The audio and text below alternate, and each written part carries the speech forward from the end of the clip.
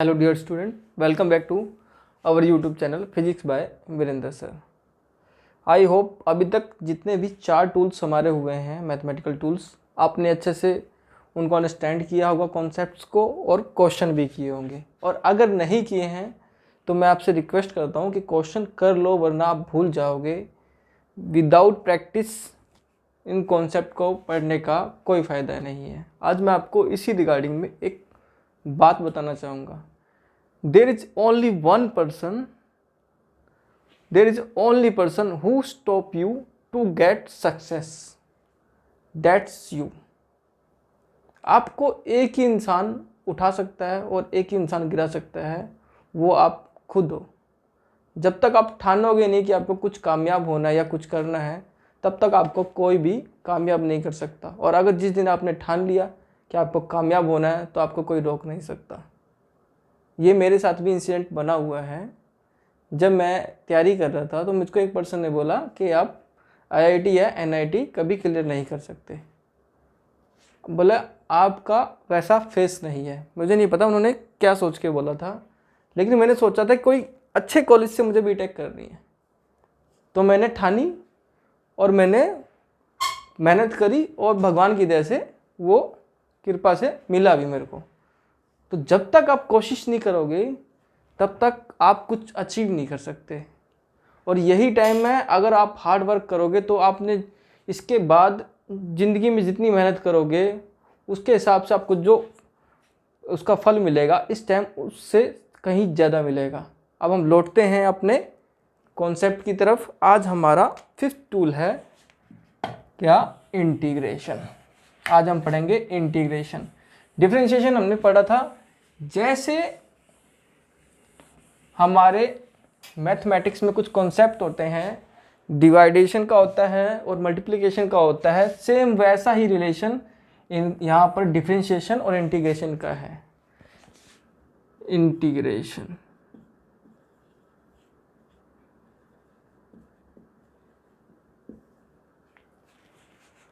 अब इंटीग्रेशन का सिंबल कैसा होता है? ऐसा होता है। ज़्यादा नहीं, आप चाहे एक लाइन खींच के इसको थोड़ा सा कर्वी बना सकते हो, ये आदत हो जाएगी आपको। ये इंटीग्रेशन का है। एक्चुअल में जब हम किसी क्वांटिटी को डिफरेंशिएट करते हैं और उसके बाद हम इंटीग्रेट करते हैं तो वापस वहीं आ जाती है। मतलब ये एक दूसरे का अपोजिट काम कैसे करते हैं।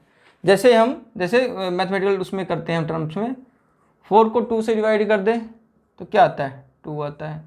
अगर 2 को 2 से मल्टीप्लाई कर दें तो वापस 4 आ जाएगा।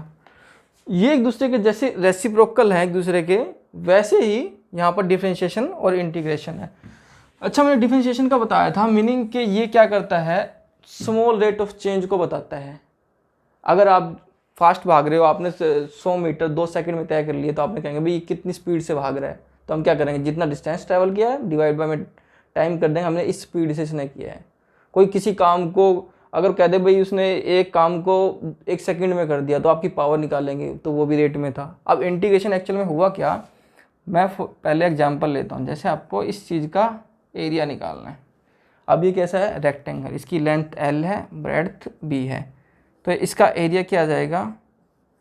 LB आ जाएगा। अब लेकिन मैं ऐसा कर देता हूँ,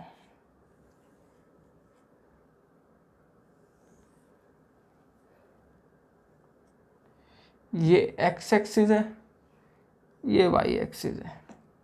अब ये कहता है यहाँ तक, यहाँ पर x कोऑर्डिनेट है मेरा वो है 4 और यहाँ पे x कोऑर्डिनेट है मेरा 0, और ये मेरा जो y है इसकी इक्वेशन है x प्लस में 2। तो इसका मतलब क्या है? y की वैल्यू जो ये हाइट है, x जैसे जैसे x बढ़ता जाएगा, x की वैल्यू 1 रखूँगा तो हाइट कितनी? 1 प्लस में 2 3 आ जाएगी। अगर x की वैल्यू 2 रख दूंगा तो y की जो वैल्यू कितनी आएगी? 2 प्लस 2 4 आ जाएगी। तो मतलब हर पॉइंट पे इसकी हाइट बढ़ती जा रही है। तो अब यहाँ पर फॉर्मूला लगाओ। अब आप ये इस पर क्या करोगे? लेंथ इंटू ब्रेड्थ वाला आप कोई भी फॉर्मूला निकालोगे। मान लो मैंने यहाँ निकाल दिया,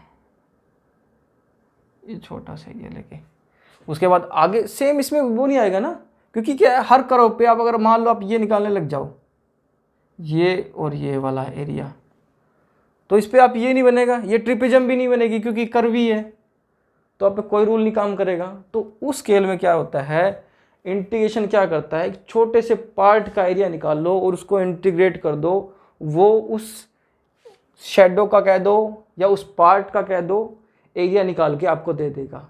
मतलब क्या है, एक्चुअल में क्या है, इंटीग्रेशन सम है। जैसे डिफरेंशिएशन डिवाइड करते चलता है, किसी को रेट स्मॉल चेंज बताता है, वैसे ही इंटीग्रेट क्या करता है, समेशन कर देता है, उसको सारे को करके बता देगा। अब जैसे मैं इसका निकालूं, मैं आपको, मुझे इसका एरिया निकालना हो,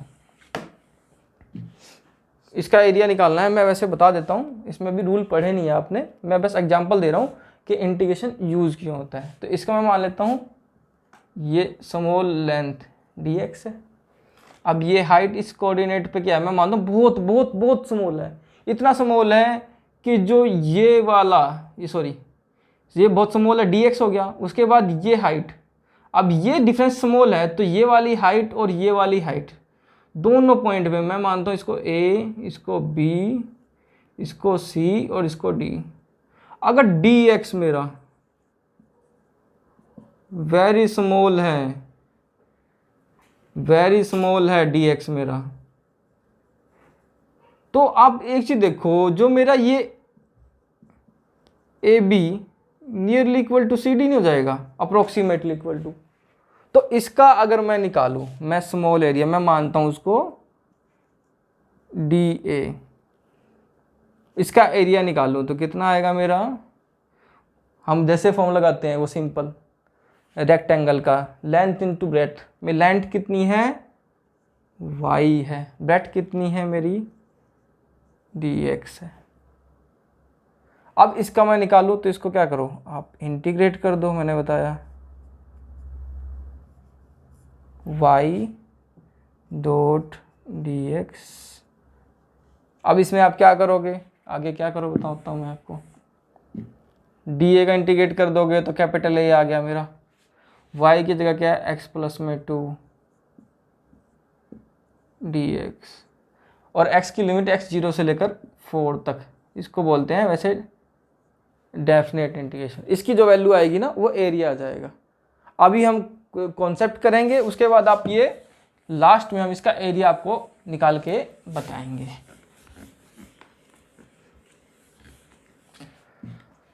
तो इसके लिए अब ना रूल्स हैं, वैसे मैं पहले डिफाइन कर देता हूँ मैं एक दो चीज़ें आपको। मैंने अब ये बात आ गई है, इंटीग्रेशन के ना दो पार्ट होते हैं, मतलब एक होता है इनडेफिनेट, जैसे नाम से ही समझ में आ रहा है मुझको, जिसकी कोई लिमिट नहीं होती करते हुए, और ये एक होता है डेफिनेट, जिसमें लिमिट्स होती हैं। लिमिट्स होती हैं, इसमें क्या होती है, एक लोअर लिमिट होती है और क्या होता है, एक दूसरी अपर लिमिट होती है। ध्यान से हर रोज़ प्रैक्टिस करनी है आपको, अगर आप चाहते हो ना आप फिजिक्स में बहुत अच्छे हो जाओ, सारे क्वेश्चन आप बहुत इजीली करो। मैं तो मानना ये है, मार्क्स के लिए नहीं, अपनी इंटेलेक्चुअल बढ़ाओ, अपनी कैपेबिलिटी बढ़ाने के लिए पढ़ो। ऐसा पढ़ो कि आपको हर चीज़ में फिजिक्स नज़र आए। अब इसका ज़िंदगी से कैसे रिलेशन है, आपको कहे कि भी ज़िंदगी में क्या काम आएगा, बिल्कुल आएगी। आप जैसे जैसे प्रॉब्लम सोल्व करोगे आप देखोगे ऐसे प्रॉब्लम सोल्व नहीं है, इसको हमें ऐसे करनी चाहिए, हमें जो प्रॉब्लम है बताई है हमें वहीं पर पहुंचना चाहिए। ज़िंदगी में तो सेम काम है, अगर कोई प्रॉब्लम है, कोई उसका सोल्यूशन ढूंढना है, तो हमें उसी ग्राउंड पे देखना पड़ेगा, ऑब्जर्व करना पड़ेगा कि उससे क्या क्या पॉसिबिलिटी है। कोई कह दे आपको, कह दे भाई आपको आगरा जाना है, या कोई कह दे आपको भाई कहीं बेंगलोर जाना है, तो आप देखोगे ना जाने का रास्ता क्या है। सेम डिट्टो फिजिक्स है या साइंस कह लो, जितना अच्छे से आप पढ़ोगे, इम्प्लीमेंट करोगे, आगे लाइफ में भी आप उतने अच्छे से प्रॉब्लम को फेस कर पाओगे।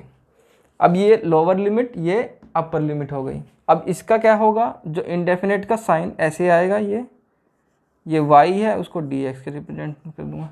इसको कैसे लिखेंगे, इसको लिखेंगे y dot D X, Y X की टर्म में फंक्शन होगा तभी इंटीग्रेशन होगा। ये ए ये बी, अब बी है मेरा ये अपर लिमिट और जो मेरा ए होगा ये लोअर लिमिट होगा। ये हो गया। अब हम पढ़ेंगे रूल सिंपल से। मैं कोशिश करूंगा कोई भी रट्टा न मरवाऊं, आपको ढंग से पढ़ाऊं और जितना पढ़ाऊं मैं क्लियर कट होना चाहिए।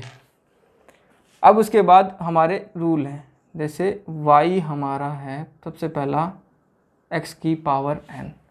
अब इसका इंटीग्रेशन निकालना है तो मैं अगर y डॉट डी एक्स करूँ और इंटीग्रेशन x की पावर n dx, एक रूल और यहाँ पर है n should not be equal to -1। इसके अलावा कुछ भी हो सकता है, फ्रैक्शन भी हो सकता है, इंटीजर भी हो सकता है, कुछ भी हो सकता है, नेचुरल नंबर कुछ भी हो सकता है, प्राइम नंबर कुछ भी हो जाए, लेकिन x नैन equal should not be equal to -1। उसका रीज़न बताऊंगा मैं आपको।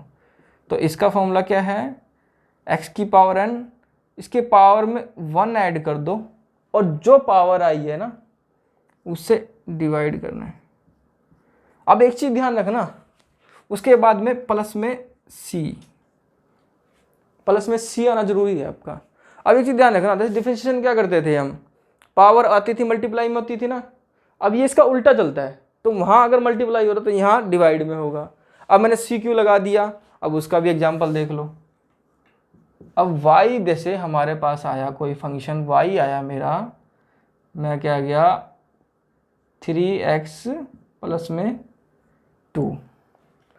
अब इसको मैं डिफरेंशिएशन करूँ मैं dy बाय में dx, तो कितना आ जाएगा, ये 3 आ जाएगा, x का 1 हो जाएगा और 2 का 0 हो जाएगा।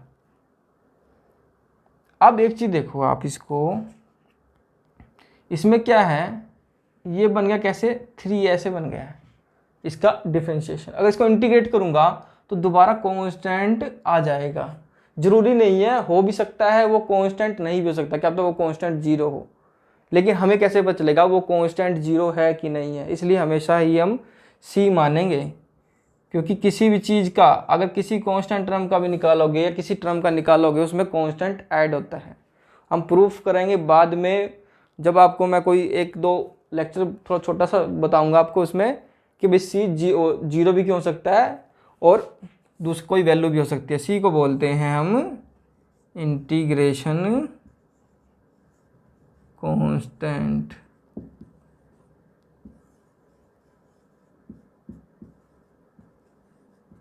ये आ गया हमारा। अच्छा, अब हम दूसरा रूल करते हैं अपना। अब मैंने कहा था x should not be equal to x की power n and n should not be equal to -1। अगर x की पावर -1 है, अब यहाँ पर जो n है हमारा वो इक्वल टू -1 हो गया, तो इसका इंटीग्रेशन क्या आएगा। अब देखो ये बन जाएगा y इक्वल टू 1/x। अब इसका integration y dot D X, ये y बाई 1/x dx। अब देखो किसका डिफरेंशिएशन करने पर हमारा 1/x आ रहा था, log x, तो log वो भी बेस e x प्लस में c, इंटीग्रेशन कांस्टेंट हमेशा लगाना है, आपको ध्यान रखना है। अब अच्छा, मैंने ये दूसरा मेरा ये फॉर्मूला हो गया 1/x का आ गया। अब इसको मैं n -1 है, इसको मैं वैसे क्यों नहीं लिख सकता, मैं मानता हूँ अब जो हमने रूल करा था ना x की पावर n के लिए, चलो हम उसी से करते हैं, एक बार ये भी करके देखते हैं आता क्या है। मैं भी यही ट्राई कर रहा था कि इसमें आता क्या है। ऐसा y dx, x की पावर -1 और ये dx। अब देखो मेरा क्या बनता है, -1 प्लस में 1 ऐड करूँगा मैं और उसी पावर से मैं नई पावर से -1 प्लस 1 इससे डिवाइड करूँगा प्लस में c। अब आप एक चीज़ देखो, इसमें क्या होगा, x की पावर -1 प्लस 1 ये 0 होगी x की पावर, और -1 प्लस 1 0 प्लस में c। किसी भी टर्म की पावर 0 1 होता है और डिवाइड बाय में 0 प्लस में c। 1/0 हमारा क्या होता है, इनफाइनाइट। इनफाइनाइट का मतलब अनडिटरमाइंड, तो हम इंटीग्रेशन किसी अनडिटरमाइंड को हम फाइंड ही नहीं कर सकते। हमारे पास ऐसा कोई तरीका ही नहीं है कि मैं अनंत को मैं डिफाइंड कर दूं। अगर मैं इसको पता लगा सकूँ कि वो है ही कितना, तो मैं लिखूँ क्यों वो इन्फाइनाइट। इन्फाइनाइट का मतलब ही यही है, मुझे उसका कोई आइडिया नहीं है वो क्या चीज़ है, कहाँ तक फैली हुई है, क्या है। वैसे मैंने आपको कॉन्सेप्ट बताया था, अंडर इन्फाइनाइट ऐसी चीज़ भी हो सकती है जो हम पहुँच ना सके, तो वही है इन्फाइनाइट का मतलब भी हम पहुँच नहीं सकते हैं। तो इसलिए x की पावर -1 जहाँ पर n इक्वल टू -1 होता है, उसका हम उस तरीके से x की पावर n वाला जो फॉर्मूला था वो नहीं लगा सकते हैं। ये मैंने आपको एक्सप्लेन कर दिया है ताकि आपको याद भी रहेगा, कल को आप गलती नहीं करोगे, आप मन में डाउट नहीं रहेगा कि इसका होता क्यों है। अच्छा, अब मेरा y इक्वल टू सी मतलब कांस्टेंट है, अब इसका इंटीग्रेशन करना है मुझे, y dx integration c dx। अब इसका y इंटीग्रेशन ये हो जाएगा। अब c कुछ नहीं है तो मैं इसको क्या लिख सकता हूँ, c कांस्टेंट बाहर आ जाएगा। अब इसको क्या लिख सकता हूँ मैं, अब देखो जिसकी पावर कुछ नहीं उसकी पावर मैं 0 लिख सकता हूँ, x की पावर 0 लिख सकता हूँ ना, x की पावर 0 1 होता है ना हमारा dx। अब x की पावर 0 तो x की पावर n वाला फॉर्मूला लगा दो इसके ऊपर। अब क्या हो जाएगा, c x की पावर 0 प्लस में 1 डिवाइड बाय में 0 प्लस में 1 प्लस में d। यहाँ पर इंटीग्रेशन कांस्टेंट, क्योंकि मैंने c पहले ही कोई कांस्टेंट ले लिया तो इंटीग्रेशन कांस्टेंट मेरा d आ गया है। तो ये वैल्यू अब क्या बन जाएगी, c x की पावर 1 प्लस में d। तो किसी कांस्टेंट का इंटीग्रेशन क्या आएगा, सी एक्स प्लस में डी आ गया मेरा। ठीक है, ये कोशिश करूंगा मैं आपको सब आता जाए। अब उसके बाद y सी एक्स की पावर n, इसका इंटीग्रेशन y डी एक्स सी एक्स की पावर n डी एक्स। सी कांस्टेंट है, मल्टीप्लाई में जो कोई चीज़ होती है ना, चाहे हम डिफरेंशिएशन में देखो बाहर आ जाती है, चाहे हम उसको इंटीग्रेशन देखो वो बाहर आ जाएगी। अगर किसी वेरिएबल टर्म के साथ कांस्टेंट मल्टीप्लाई तो सी हमारा बाहर। अब x की पावर 1 पे वही वाला फॉर्मूला क्या होगा, x n plus 1 divide by में n प्लस में 1 प्लस में d। ये हमारा इंटीग्रेशन आ गया y डॉट डी एक्स। ठीक है। अच्छा, और क्या था हमारा,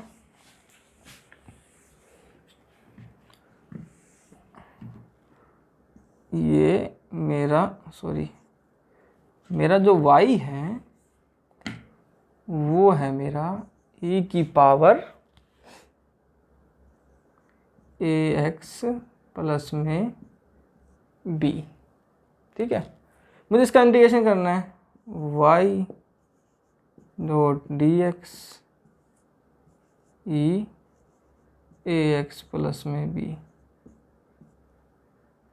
इंटू में डी एक्स। अब इसको करने से पहले मैंने कहा था हमेशा इसका डिफरेंशिएशन याद रहना चाहिए। इसका फायदा ये आपको डिफरेंशिएशन भी याद रहेगा और प्लस में इंटीग्रेशन। अब e की पावर मान लो जैसे 5x था, इसका डिफरेंशिएशन कर रहा था मैं, क्या रहा था, dy बाई डी एक्स ई की पावर 5x। मैं क्या कहा था आपको, जो ऊपर पावर है ये फंक्शन बन गया, इसका भी डिफरेंशिएशन करेंगे तो क्या आया था, 5x का करा था मैंने डिफरेंशिएशन तो 5 आया था मेरा। अब मैंने कहा है कि डिफरेंशिएशन में जो पावर होती है वो आगे मल्टीप्लाई में हो जाती है। कोई भी टर्म होती है, किसी का डिफरेंशिएशन करते हैं हम, कोई भी चीज़ होती है, जैसे फंक्शन ऑफ फंक्शन का करते हैं उसमें भी वो मल्टीप्लाई में आता है। लेकिन इंटीग्रेशन में इसका उल्टा होगा, रेसिप्रोकल। वहाँ मल्टीप्लाई होगा तो यहाँ क्या होगा, डिवाइड में होगा। तो क्या हो जाएगा मेरा, e की पावर x का यही आ जाएगा ax प्लस में b, ax प्लस b का डिफरेंशिएशन करके, डिफरेंशिएशन वहाँ भी किया था, डिफरेंशिएशन यहाँ भी होगा, लेकिन जो आएगा वहाँ मल्टीप्लाई में आता था डिफरेंशिएशन में, यहाँ डिवाइड में आएगा। तो ax प्लस b का डिफरेंशिएशन करूँगा, ax का a आ जाएगा और b का मेरा 0 होता है। तो ये बन गया मेरा, सॉरी इसमें प्लस में c और ऐड कर लूँगा तो मेरा क्या बन जाएगा, e की पावर ax प्लस में b डिवाइड बाय में as प्लस में c। ये आ गया ना। अब इसको मैं आपको, कोई बंदा आपको ये कह दे, कोई भी पर्सन कि भाई आप ना ये इसका ये कर दो, y इक्वल टू ई की पावर 5x, या कह दो वो कह दे -5x का इंटीग्रेशन कर दो, तो आप क्या करोगे y dx। अच्छा, आप स्कूल में ना स्टेप बाय स्टेप लिखना, वरना टीचर आपके नंबर काट लेंगे, फिर आप कहोगे सर ये नंबर काट लिए, क्योंकि ना स्टेप के मार्क्स होते हैं। एक्चुअली टीचर को पता थोड़ी आपने कहाँ से लेके आए हो। जैसे मैं बता रहा हूँ, अगर ऐसे ही मैं मन में स्टेप स्किप कर दूँ तो आपको पता नहीं चलेगा, ऐसे आपको टीचर में चलेगा, तो नंबर कैसे देगा आपको वो, क्या आपने सही किया है या क्या तरीका अडोप्ट किया है। तो e की पावर -5x, अब मैंने क्या कहा था, इसकी जो पावर जो ये है ना, इसका डिफरेंशिएशन कर दो, -5 का डिफरेंशिएशन -5, तो माइनस का 5 डिवाइड में प्लस में c कांस्टेंट ऑफ ये आ गया। अच्छा, और हम वैसे मैं कोशिश करूँगा मैं भूलूँ ना, एक आध कोई फॉर्मूला अगर मेरे दिमाग से निकल गया है तो मैं बीच में क्लास में, अगली क्लास में जैसे याद आएगा मैं बता दूंगा आपको। अब मैं मेरे जैसे ये है sin ax प्लस में b, ये मेरा y है, ब्रैकेट आ गई। अब ये सारा एंगल हो गया, ये थीटा की इक्विवेलेंट काम करेगा, ध्यान रखना। अब इसका इंटीग्रेशन कहता है y dx, ऐसे लिख दूँ इंटीग्रेशन माना जाएगा? नहीं माना जाएगा, ये गलत हो जाएगा, टीचर आपके गलत कह देंगे, ये सिंबल लगाना पड़ेगा। अब ये इधर है, ये y का करा है तो सेम ऐसे ही sin ax प्लस में b इंटू में dx। अच्छा, dx का मीनिंग क्या है शायद मैं बता नहीं पाया। एक्चुअली इसका मतलब है मैं इसके रिस्पेक्ट में कर रहा हूँ इंटीग्रेशन, जैसे उसके रिस्पेक्ट में हम डिफरेंशिएट कर रहे थे ना, इसके रिस्पेक्ट में इंटीग्रेशन कर रहा हूँ। अगर मैं यहाँ पर मैं लगा दूँ dt, फिर नहीं हो सकता ये इंटीग्रेशन, क्योंकि वेरिएबल तो यहाँ पर x है और हमारा यहाँ हम रिस्पेक्ट टू dt कर रहे हैं, हमें पता ही नहीं किसके रिस्पेक्ट में है, फिर ये इंटीग्रेशन नहीं हो सकता। फिर आपको कुछ ना कुछ इस dt को या तो x की फॉर्म में चेंज करना पड़ेगा, जैसे मैं ऐसे लिख दूँ भाई t मेरा ऐसे है x स्क्वायर प्लस में 2 है, ये आ गया, तो dt बाई डी एक्स करूँ मैं इसको, ये हो गया 2x। तो अब dt की वैल्यू dt कितना आ जाएगा मेरा, ये आ जाएगा 2x इंटू में dx। अब इस dt की वैल्यू आपको यहाँ रखनी पड़ेगी, क्या करेंगे, मैं इसको इसकी जगह रख दूंगा 2x इंटू में dx। अब इस सारे का इंटीग्रेशन मैं कर सकता हूँ, जिसके रिस्पेक्ट में कर रहा हूँ उसके किसी फंक्शन के वेरिएबल भी उसी के रिस्पेक्ट में होने चाहिए, ये ध्यान रखना आपको। ये आपको आगे भी इंटीग्रेशन में 12th में आएगी, उसमें भी काम आएगी। बाकी आपको पता होना चाहिए कि आप कर क्या रहे हो, रट्टा ना मारो तो बहुत अच्छा होगा। अब मैं ये dx, अब वही है sin ax प्लस b का डिफरेंशिएशन क्या था मेरा, sin cos में चेंज हो गया, एंगल एच डी। लेकिन अब जो एंगल में भी x की टर्म है, ये एंगल भी एक x का फंक्शन है, तो इसका अलग से डिफरेंशिएशन क्या आता था मेरा, ax का a, b का 0 जाता था। अब वही बात है, मैंने डिफरेंशिएशन करना है, लेकिन डिफरेंशिएशन में जो चीज़ आती थी मल्टीप्लाई में, इंटीग्रेशन में वही डिवाइड में। वो जो काम करेगा वो सोच लो इंडिया पाकिस्तान वाला है, अगर इंडिया वाला कोई अच्छा काम करेगा तो पाकिस्तान वाला उसका उल्टा ही काम करेगा। इंडिया वाले तरक्की करते हैं, पाकिस्तान वाले क्या करते हैं, नीचे जाते हैं। तो वही काम है इंडिया पाकिस्तान वाला, तो अब ये इसका उल्टा ही काम करेगा जो भी काम करेगा। तो अब ये देख लो आप, ये क्या हो जाएगा, cos ax प्लस में b डिवाइड बाय में a प्लस में c, ये इसका इंटीग्रेशन आ गया है।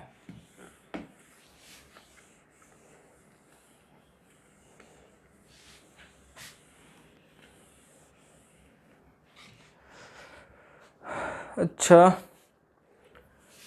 अब हमारा एक ऐसी क्वेश्चन है y सी एक्स प्लस में डी। अब इसका इंटीग्रेशन करना है, तो इसका इंटीग्रेशन निकालता हूँ। मैं मानता हूँ ये वाई डी एक्स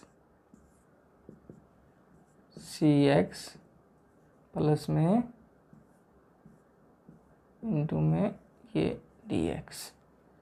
अब करो, c कांस्टेंट, c बाहर, x की पावर 1 है तो 1 प्लस में 1, जो नई पावर आई 1 प्लस 1 उससे डिवाइड करना है, प्लस में d। x की पावर, जिसकी पावर कुछ नहीं है वो 0, तो x की पावर 0 प्लस में 1 डिवाइड बाय में 0 प्लस में 1। अब इसमें अनदर कांस्टेंट मेरा e आ जाएगा, तो ये आएगा c बाय में 2 एक्स स्क्वायर प्लस में डी एक्स प्लस में ई। ये हमारा आंसर आया। ठीक है। अच्छा, अब कुछ क्वेश्चन कर लेते हैं यार, थोड़े से मैं लेके आया था आपके लिए क्वेश्चन।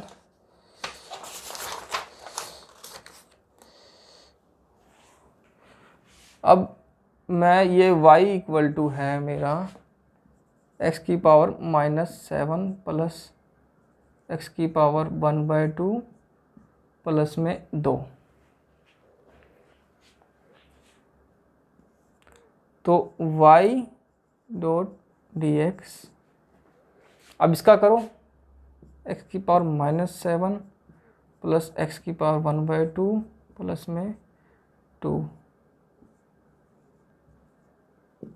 ये हो गया। तो x की पावर वही है, x की पावर -7 प्लस में 1, उसी से डिवाइड, -7 प्लस में 1 प्लस x की पावर 1/2 प्लस में 1 डिवाइड बाय में 1/2 प्लस में 1 प्लस में 2, x की पावर 0 प्लस में 1 डिवाइड बाय में 0 प्लस में 1 और प्लस में कांस्टेंट c आ जाएगा हमारा। तो मेरा इसका क्या आएगा, ये हो जाएगा -1/6 x की पावर -6, ये हमारा 3/2, ऊपर जाके 2/3 पलट जाएगा, x की पावर 3/2 प्लस में 2x प्लस में c आ गया मेरा। ठीक है। अच्छा, अब मैं ऐसे दे दूं, सॉरी मैंने एक ये कोस का नहीं बताया, कोस ax प्लस में b, ये y है, इसका इंटीग्रेशन करना है। तो इसका इंटीग्रेशन, वैसे मुझे कोई बच्चा ना कमेंट करके, चलो मैं ही बता देता हूँ यार, तुम कमेंट भी तो नहीं करते ना, दुख है बहुत इस चीज़ का।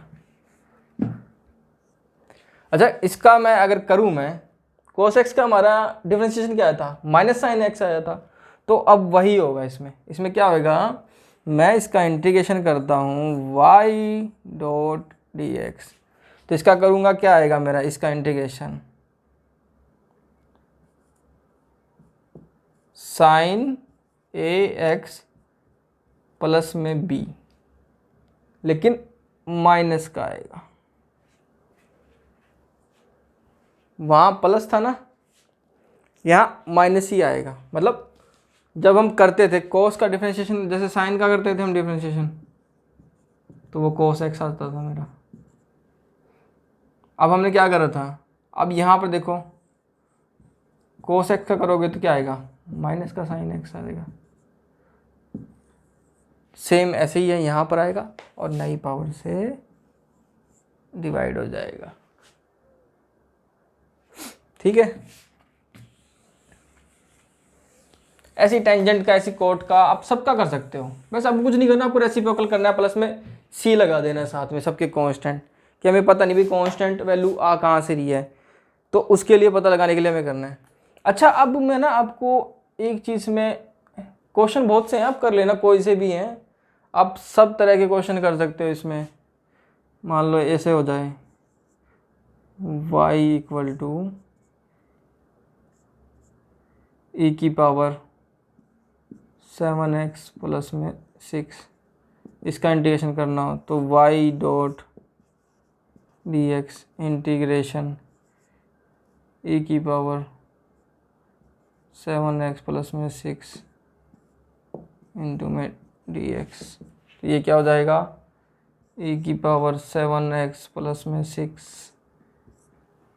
इसका डिफरेंशिएशन करो कितना आएगा 7, उससे डिवाइड कर दो, डिवाइड करना है, चाहे पावर से डिवाइड करो चाहे उसका डिफरेंशिएशन करके डिवाइड करो, बस यही है। और प्लस में c आ गया, ये हमारा आंसर आ गया। तो ऐसे ही बहुत से क्वेश्चन आपको क्वेश्चन करने हैं सारे के सारे, और क्वेश्चन करोगे तो आपको कुछ कुछ क्वेश्चन होंगे नहीं, आपके दिमाग पे जोर पड़ेगा कि भाई हाँ इसको करना कैसे है, तो इसलिए प्रैक्टिस करनी बहुत ज़रूरी है। अब मैं आपको जैसे मैं बता रहा था कि हमने जैसे इनडेफिनेट और डेफिनेट होती है। अब जब हम डेफिनेट इंटीग्रेशन करते हैं ना, ये सारे इनडेफिनेट के केस हैं, हम अब डेफिनेट के केस ले रहे हैं। डेफिनेट में क्या होता है, lower limit upper limit y dot D x हो जाता है। अब जैसे मेरा y है x प्लस में 2 और मुझे इसको इंटीग्रेट करना है, इसको मुझे इंटीग्रेट करना है कहाँ से, x की वैल्यू 0 से लेकर x की वैल्यू 4 तक जाए, मतलब ये हमारा लोअर लिमिट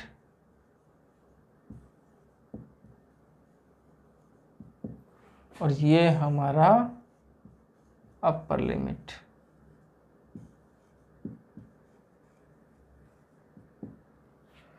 अब इसको इंटीग्रेशन करो, इसका तो हमें आता ही है x प्लस 2। अब यहाँ a और b की जगह हम लिख देंगे लोअर लिमिट हमारी कितनी है 0, अपर लिमिट हमारी 4, यहाँ भी 0 4 इंटू में डी एक्स।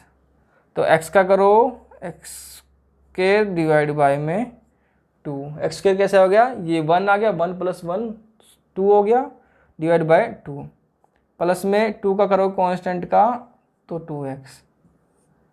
अब इसमें 0 और 4, अच्छा अब रखते कैसे हैं, अब ये लिमिट यहाँ, ये इसके आगे कैसे रखूँगा मैं लिमिट्स को, मैं उनकी वैल्यू कैसे पुटअप करूँगा वो देखने लायक है।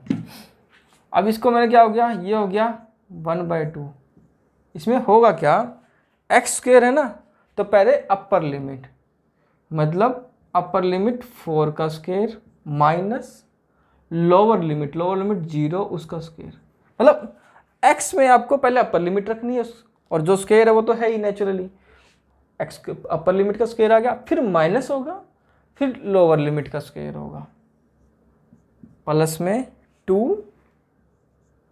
अब वही पहले x की जगह क्या रखोगे, अपर लिमिट 4, फिर माइनस, फिर लोअर लिमिट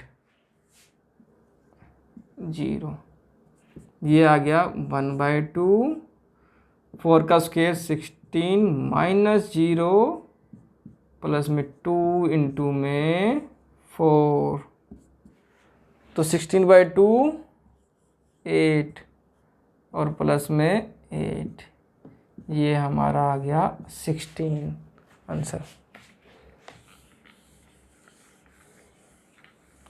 तो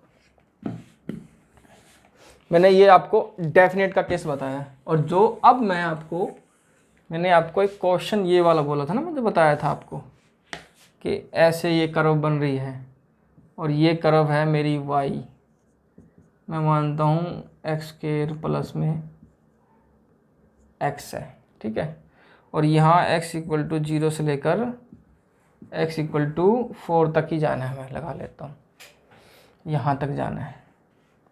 तो मैंने ये क्या कर दिया, एक स्मॉल पार्ट बना लिया जिसकी लेंथ मतलब बिल्कुल ये स्ट्रिप बिल्कुल स्मॉल है, ताकि ये वाली लेंथ और ये वाली लेंथ, ये जो दोनों बिल्कुल पैरेलल लेंथ है ना, बिल्कुल इक्वल हो जाए, वरना अगर मैं ऐसे ऐसे लूँगा तो ये लेंथ और ये लेंथ ज़्यादा गैप ले लूँगा तो ये आपस में काफ़ी डिफरेंस हो जाएगा, तो dx।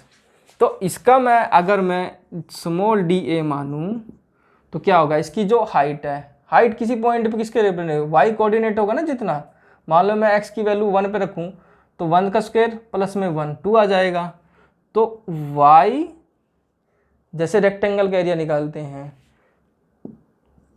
लेंथ इंटू में ब्रेड्थ, ये आ गया मेरा dx।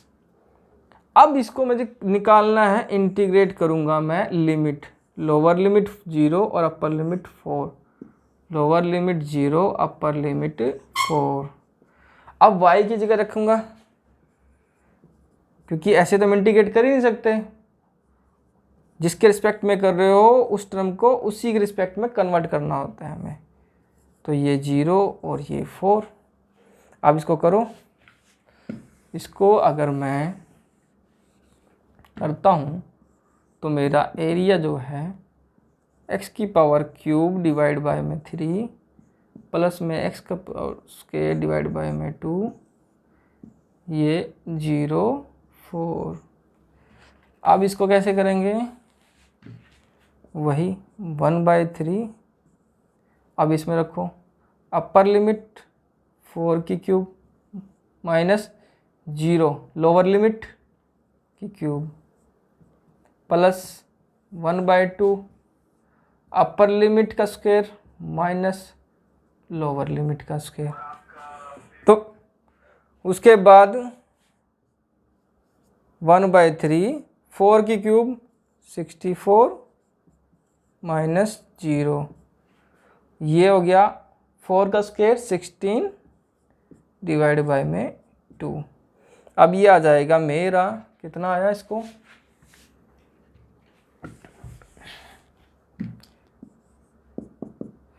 16/3 प्लस में 8, तो ये आएगा 64, इसको सोल्व करें, प्लस में 8 इंटू में 3 डिवाइड बाय में 3, 24 और 64, ये हो जाएगा मेरा 98। गलत लिख दिया, सॉरी, मैंने 88 होएगा, 88 डिवाइड बाय में 3। तो आपका ये आ जाएगा मीटर स्क्वायर, मान लेता हूँ मैं, इसकी मीटर मान लेता हूँ। तो आप देखो इंटीग्रेशन के कारण ये जो एरिया है ना, ये वाला सारा एरिया, ये जो एरिया है हमारा बड़े इजीली निकल सका। और अगर आप सिंपल कोई भी आप मैथमेटिकल टूल्स या फॉर्मूला इस्तेमाल करते हैं ना, तो ये सर्कल बन रहा है, ना रेक्टेंगल बन रहा है, ना ये स्क्वायर बन रहा है, ना ट्रिपेजम बन रहा है, कुछ नहीं बन रहा। तो इंटीग्रेशन का फ़ायदा यही है। ऐसे बहुत से क्वेश्चन होते हैं हम इंटीग्रेशन का यूज़ करके निकालते हैं। अब आई थिंक आज के लिए बहुत काफ़ी है। अगले में हम कोशिश करेंगे कुछ क्वेश्चन ले और आगे हम फर्स्ट चैप्टर फिजिक्स का स्टार्ट करेंगे। और मैं आपको यही रिक्वेस्ट करूँगा, आप क्वेश्चन करो, बिना क्वेश्चन के आप कॉन्सेप्ट को समझ नहीं पाओगे, आप भूल जाओगे। लिख लिख के प्रैक्टिस करो, कम से कम एक लेक्चर जो करवा रहा हूँ मैं उसके सारे लिख के अच्छे से करो और क्वेश्चन करो बेसिक रूल्स के। Thank you.